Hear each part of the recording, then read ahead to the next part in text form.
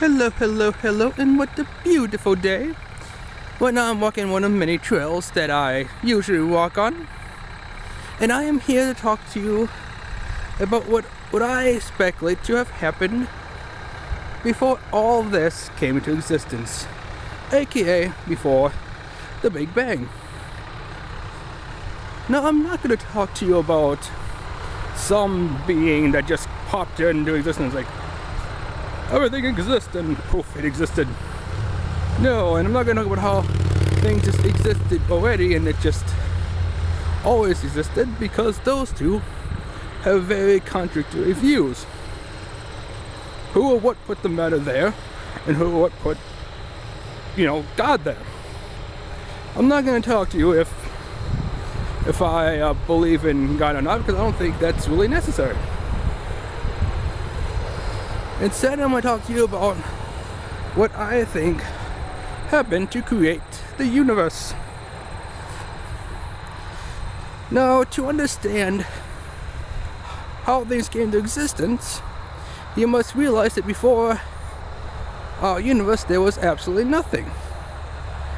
And if there was absolutely nothing, then nothing created the universe. And now I know a lot of people are like, well, you can't have something from nothing. But what if you could?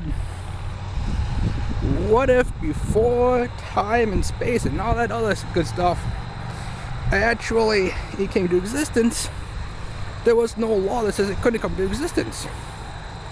Then when the beginning of the universe occurs, the possibility of something being created from nothing is a lot higher, because there's no law that's been set that says it cannot happen. It's kind of like human society and their laws, I mean, look at all the laws we had way back in the day that were like, hey, yeah, these are good laws, and also we found out, no, they're not good laws, so we got rid of them.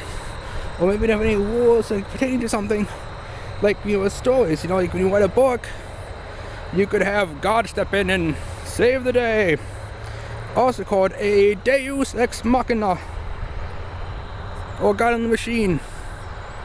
But then again, there lies the problem. For there wasn't really any rules that said against it, but then we decided there has to be rules, so we decided that if the item is to be used, we must show the item beforehand, called a Chekhov's gun. Or the item must be something that must be sought after, called the MacGuffin. Now, what this means is that early stage of the universe there was nothing, and that meant that there was no rules at all. So I see it is that it's kind of like a pot of water on a stove. First it's like nothing, then the heat circulates through it, so maybe like the circulation could be like nothing creating nothing merged with nothing. Then all of a sudden a bubble forms, some anomaly, which most likely would be a condensed version of everything. And then, of course, the rapid expansions of the universe that would create the multiverse, because I don't believe it's just one. No, I believe that there could be multiple universes. However, though, I don't believe it just ends there. I believe that there could also be anti-universes, which would be rapid contractions of condensed everythings.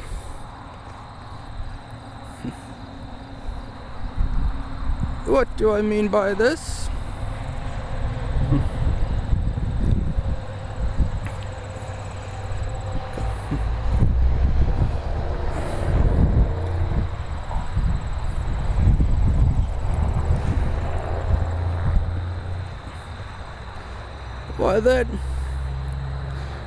Our universe expanded from a certain point, the certain universe might have contracted from a certain point. Now a lot of you might be thinking, how can that be? How can anything contract if it is at the smallest point possible? Well, that could be where certain subatomic particles come from. That they are themselves anti-universes. And if they're anti-universes, meaning they have a negative value opposed to a positive value, they could possibly exist anywhere in a single universe as well as in in all universes, which would explain why something like quarks and gravitons and leptons and whatnot, okay, maybe not gravitons because nobody knows if they exist or not, but why certain forms of matter, why they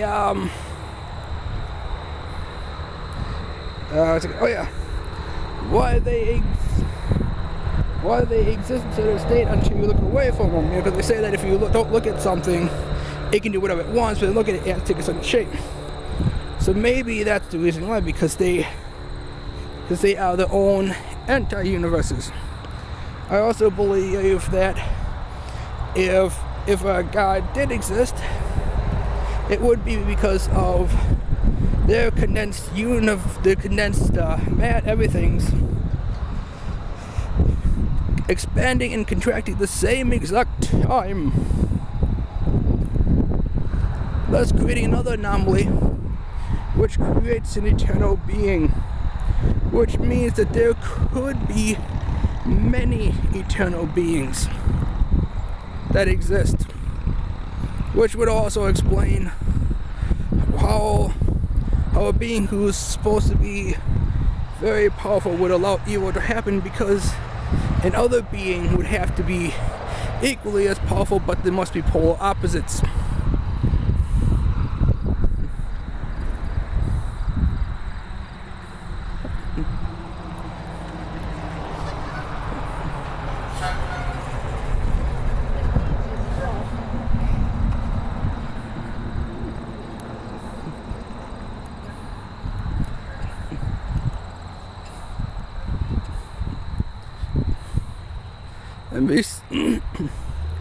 And besides, if there is any eternal beings out there, they probably couldn't interfere with our universe because of the fact that their very existence in our universe as themselves would destroy our universe.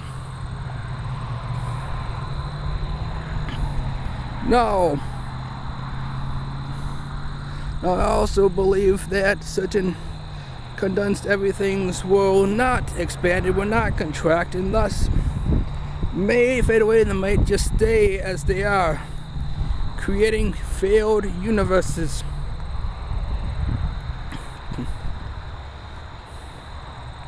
These are just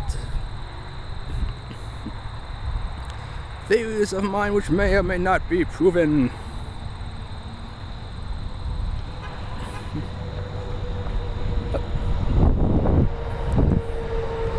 But if I could, if somebody could prove them, that would be great. And I hope you have a beautiful day.